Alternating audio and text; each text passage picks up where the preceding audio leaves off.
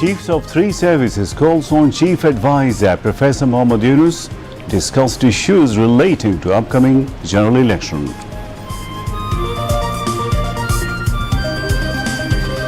Coral Island St. Martin opens for tourists today. Ban of tourists in the island impacts positively on environment.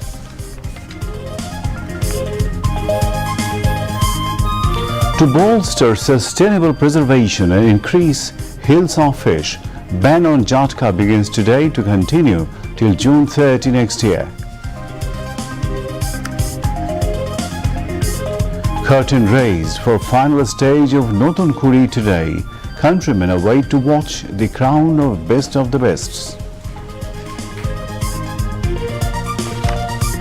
Sheikh Hasina is still conspiring against the country staying in India. BNP Secretary General urged India to return her back to the homeland. Israel continues its strikes in Palestine amid ceasefire. An Israeli general resigns following the leakage of a video torturing a Palestinian prisoner. 9th National Yoga Sports Championship concludes today. All are urged to get involved with yoga to build a robust and healthy nation. And in Wellington, New Zealand whitewashes England by 2 wickets in the last one-day international match. Assalamu alaikum viewers, this is News at 10 on BTV News. I am Imtiaz Ahmed Siddiqui. You just heard the headlines. Let's move on to the detailed stories. Chief Advisor Professor Mohammad Yunus has given necessary instructions to the chiefs of three services to make all necessary preparations to ensure flawless security during upcoming election. Chief Advisor expected that the 13th National Parliament election will be held peacefully. Army Chief General Waqar-uz-Zaman, Navy Chief Admiral Muhammad Najmul Hassan and Air Force Chief Air Chief Marshal Hassan Mahmud Khan met with the Chief Advisor at the State Guest House Jamuna this evening. National Security Advisor Dr. Khalilur Rahman was present at the meeting. The Chief Advisor thanked the military members for their hard work in maintaining national security as well as law and order in the country. He also gave necessary instructions to the three forces to ensure that the upcoming elections are covered with flawless security.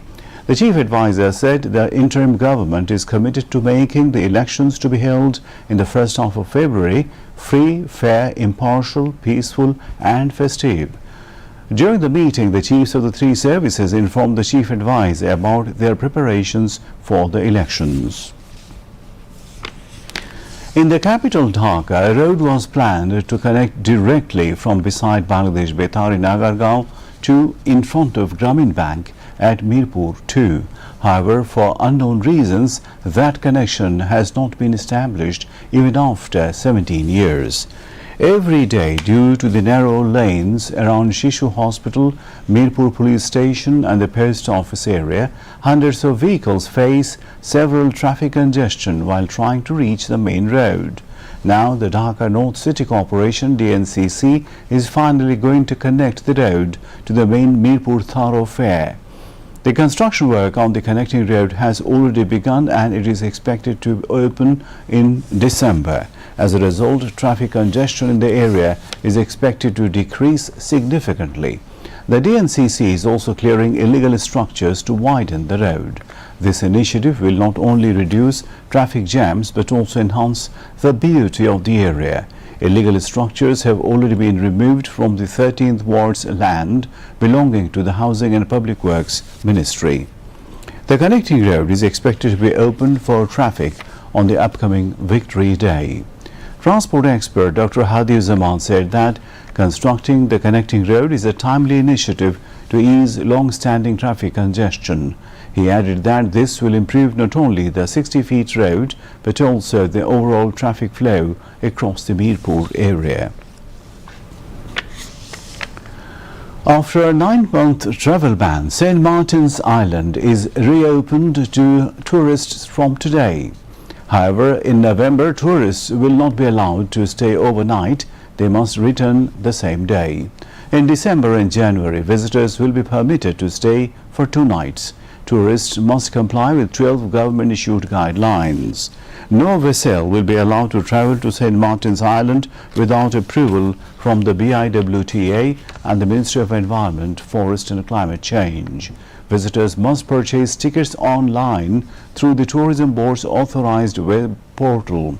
Each ticket will include a travel pass and a QR code. Lighting bonfires, making loud noises, or holding barbecue parties on the beach at night are strictly prohibited. MV Karnafuli and MV Baro Aulia have been authorized to operate on the Cox's Bazar St. Martin route with a daily capacity of 2,000 tourists.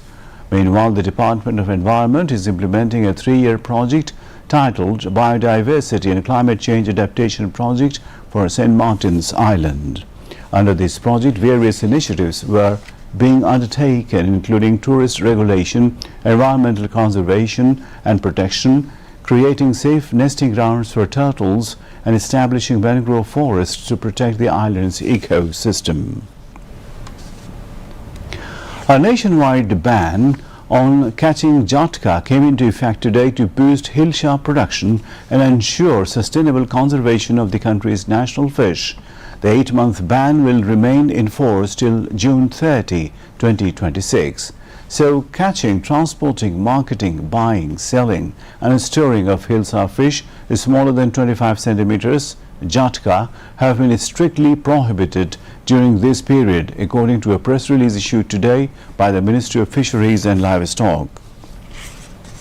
It added the ban is being enforced by the Department of Fisheries under the Ministry's supervision.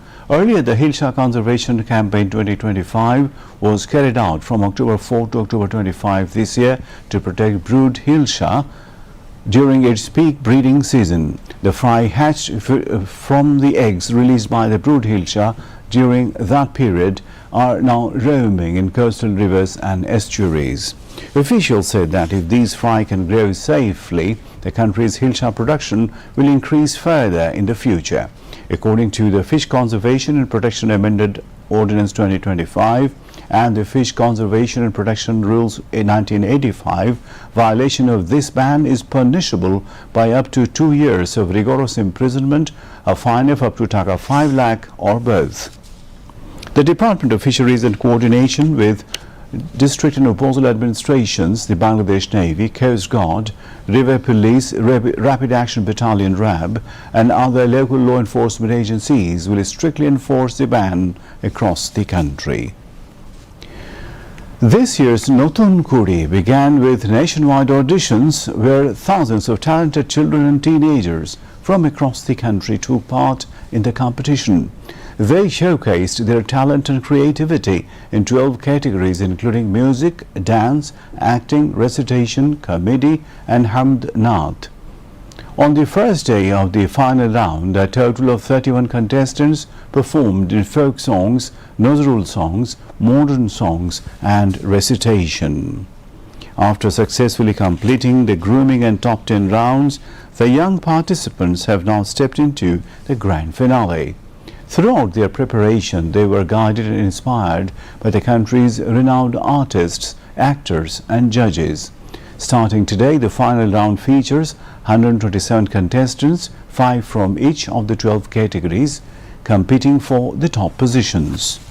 The competition will continue for 4 days, filled with new excitement, emerging talents and stories of dreams and creativity. BNP Secretary General Mirza Fakhrul Islam Alamgir has said that Sheikh Hasina is still conspiring against the country from India. He called on India to send her back to Bangladesh. He also urged India not to oppose Bangladesh all the time and to understand the language and sentiment of the Bangladeshi people. He made these remarks at a freedom fighters gathering organized by the Bangladesh Jatiyatawadi Mukti Joddha Dol and the Mukti Joddha Projanmo Dol at the National Press Club Auditorium today. The event was presided over by Mukti Joddha Dol President Ishtiaq Aziz Ulfat, while BNP Standing Committee member retired Major Hafizuddin Ahmed, BNP Chairperson's advisors Abdus Salam and Muzammil Hussain Alal, among others, also spoke. Mr. Fakhrul said that after the 2024 mass uprising, the BNP was the first to demand elections, reaffirming that BNP has always been a pro-election party.